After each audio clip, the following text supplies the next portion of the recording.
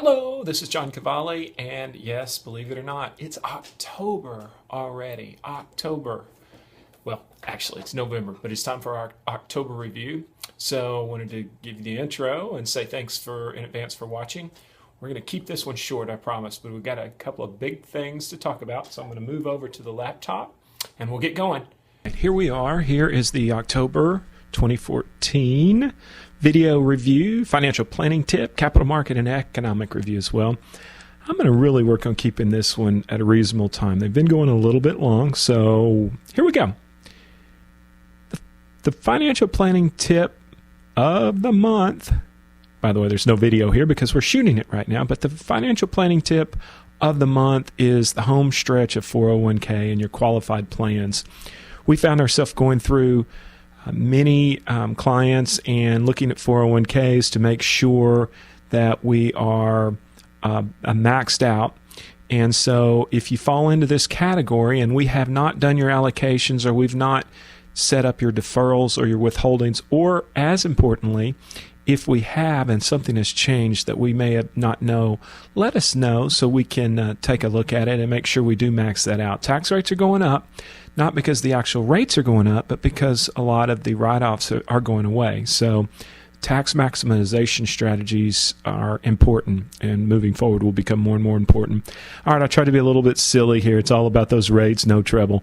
For those of you that aren't into it, there's a funny song that's very popular right now. We were singing it around the office the other day, and I thought I would put it in here.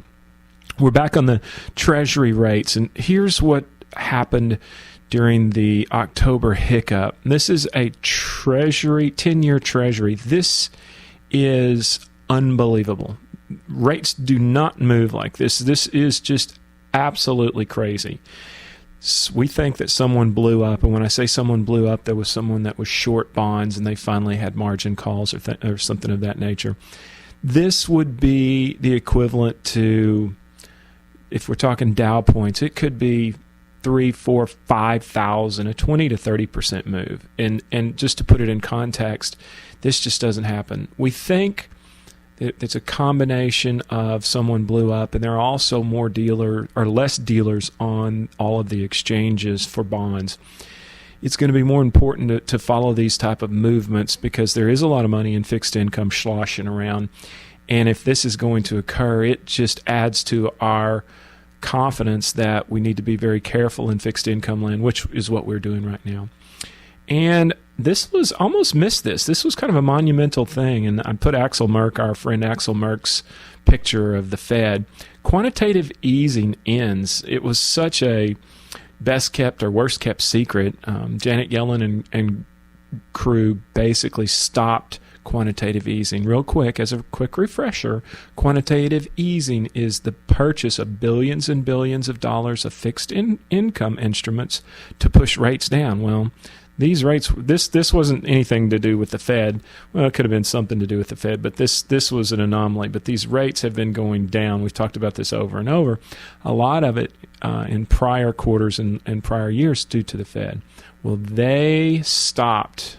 Okay, they are no longer purchasing assets of fixed income instruments. Now they're currently reinvesting them right now. Long story short, what are the effects? Well, the effects were to push interest rates down, increase asset prices, and get the economy going. We'll never know exactly how much it helped, but we will know this, that with rates down, stock market, asset prices, including our homes, began to move upward. Now, how much of that was due to this? No one will ever 100% know. But this is very interesting because we're glad that they're finally stopping. And I put in here that markets should begin more open price discovery. What that means is that as the Fed moves away, we'll have more truer markets. And we think, not this chart withstanding, we think that rates will eventually start moving. Now, we're almost on an island, start moving up. We're almost on an island now because everybody sees rates staying down here. We're not that doom and gloom. We think rates will go up, and we think that's an okay thing.